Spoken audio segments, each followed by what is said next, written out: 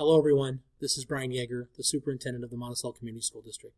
And I'm doing this video today for our staff, our students, our parents, and our community members to help share our Return to Learn plan for the upcoming school year.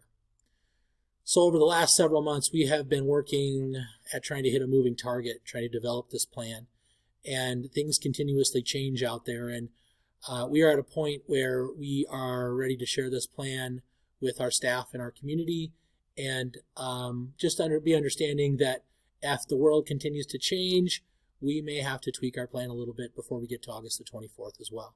I think that's just a reality of our world today. So to start with, we're still going to be offering in-person learning, online learning, and then a hybrid of both. And if you are going to do online learning completely, or if you're going to do a hybrid and take a couple of classes at home, online, and a couple of classes at school, in person, you'll need to contact your building principal to make them aware that you'll be doing hybrid or online learning. We will not allow students to make the decision to do hybrid or online learning without parental permission to be able to do that. A few things about brick and mortar in-person learning. When students and staff are on the school buses or in the school building, we are going to require that everyone wear a face covering. And that could be a bandana, a face mask, a shield, anything that would be appropriate to help give some protection to you and other people as we begin the school year and ride the school buses and are in the hallways and in the classrooms. And really the reasoning behind wearing this protection is that we will have some definite issues social distancing as we begin the school year. On school buses, you could imagine in the hallways that kids go into their lockers, and even in our classrooms, you'd have to be a really small class to be able to social distance at 6 feet in each of our classrooms around the school district. So please be prepared for that. I know most people probably have face coverings at this point. If not, please try and find one for your child to be able to bring to school. If you can't, we will find one here for them. We've had a lot of face coverings, cloth face coverings donated, and we also have some of the temporary face coverings that we can give out to students in case they forgot theirs or they don't have one yet. Also, we are, for the school bus purposes, we are going to encourage you to transport your child if you're able to do that into the school and not have them ride the bus. That will reduce the numbers on our buses. And with our parent survey, it looked like about 30% of the people were willing to do that. So I hope that if you're out there and you have a child that rides a school bus and you're willing to take them to school, I thank you, and it will help keep our numbers on our buses even lower. Also, there will be some exemptions to our face mask rules. Of course, if there is any medical reasoning with accompanying appropriate documentation, we will not require students to wear face masks. Also, we're going to make them optional during physical activity in PE classes, optional during recess, optional during lunches. And we've kind of gone around in circles about our music classes, whether it's elementary or choir or band at the upper levels. We are going to ask our principals and our instructors at each of those levels to meet together and come up with a real practical plan at each level, which could include maybe face shields, it could include no masks, it could include good social distancing. Like, for example, the choir could go to the auditorium and spread out in there and keep a social distance while singing. But we're going to let each principal and instructor work that out based on the size of their class and the space they have to be able to teach that class in. Also, if it's possible, please have your student bring their own water bottle, their school supplies, their own hand sanitizer. That would be fantastic. And we're going to ask you to continue to encourage your child in any situation to use good hygiene, whether that means sneezing or coughing into their arm sleeve, in addition to hand washing during the school day. And we'll have our teachers reinforce this with all of our students at the beginning of the school year too. We're asking our parents to help us with temperature checks before coming to school. Logistically, I just don't think this is going to work out for us to do a temperature check for everybody as they come into school or before they get on the school bus, when they get off their bicycle or jump out of a parent's car. So we need your help. Please take your child's temperature every day before they come into school. If they have a fever, please do not send them into school for the day. It's going to be really important to help stop the spread of this thing and at least not to bring it into our school. A couple other things here for you. If your child is showing any symptoms, if we have a staff member that is showing any symptoms, stay home. It is absolutely a good year to be able to not be at school if you show any of the symptoms of having the COVID virus. Unlike last spring, we'll also be doing an online model, but unlike last spring, this year when we do this, it'll be required learning, and student attendance and participation will have to be required. It will not be voluntary. So a couple of things that we're looking for. The expectation is that each class or subject will contain the same rigor online as it does in person. And that's going to be a very challenging task to be able to do. Lessons will contain activities, assessments, feedback will be provided, and online lessons will be recorded in Seesaw or in Google Classroom so that students can access those lessons anytime, anywhere, and this will make them more accessible to rewatch, to restudy for a test, or when students are trying to increase their proficiency to better understand the concepts, be able to go back and rewatch the videos that have been posted during that unit. We will also be providing students technology such as iPads and Chromebooks to be able to do the online lessons as they are at home. And we really want to get good at online lessons for everybody, because in the event of a shutdown, everybody will be doing online lessons for an unspecified period of time. And all that will be determined by our communication through the Jones County Department of Public Health, the Iowa Department of Public Health, and the Department of Education. They've asked us to follow that chain if we're going to have a school shut down, or we would be looking at a school shutdown and under certain circumstances of spreading the COVID virus. If internet access is needed, please contact your building principal and let them know if you need help with internet access.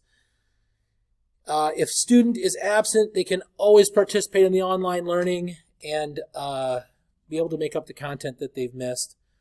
And like I said, parents will need to give permission if your child's going to do either hybrid or online learning so that parents understand where their kids are at all times of the day.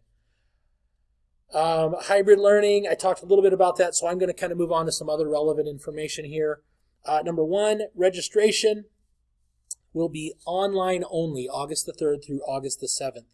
Credit card fees will be waived during this week, so please take advantage of that. Get online and do your registration for your student or students. I'd also like to say that if you absolutely can't get online, you don't have accessibility or other issues, contact your school and ask them about trying to do a one-on-one meeting to be able to do registration.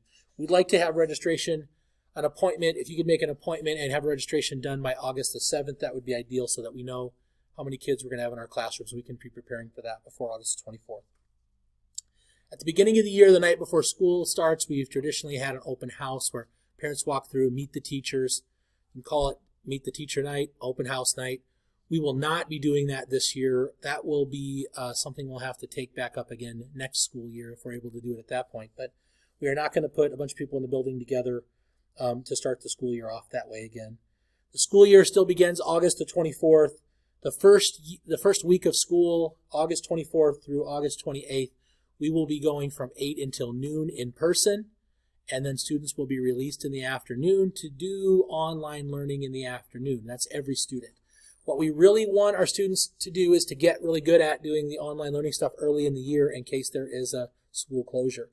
So teachers will be working with kids on talking about how to log on online, whether it's through Seesaw or through Google Classroom, and what that's going to look like, and how to turn in an assignment, how to access an assignment, what it means to be, for attendance and participation, and our teachers will have those conversations, and then we'll ask kids to do activities online in the afternoons.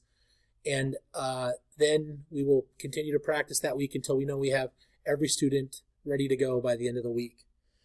Then we'll turn the corner after the first week of school, and we'll move into the second week of school. And starting the second week of school, we are going to do a little bit of a calendar change here. Every Wednesday from September 2nd on Wednesdays, will be an online learning day. This is done for a couple different reasons. One, if we do online learning on Wednesdays, we'll continue to keep our kids sharp and understand online learning in the event of a school closure or school shutdown. Secondly, we will dedicate some time during that day for our teachers to be able to put together online lessons and have those ready for kids throughout the course of the week that are going to be at home or hybrid learning. We'll have those ready, and it gives our teachers a chance to put those together. And like I said before, if we're expecting a high rigor for those, we need to have time to be able to put those together.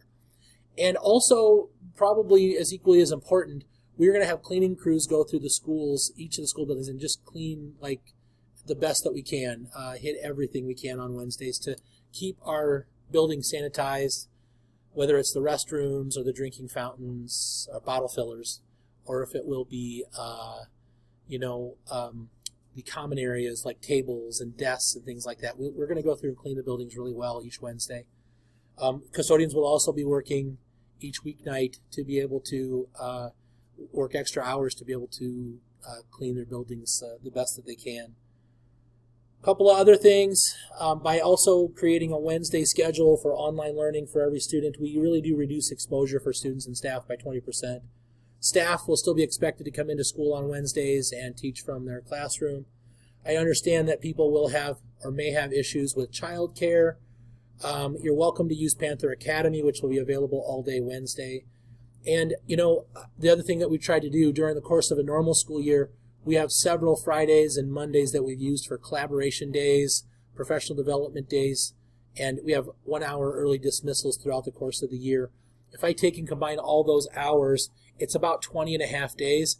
And if we take and add in Wednesdays throughout the course of the year, it's really 35 days. So it's not much additional time to be able to be looking for childcare.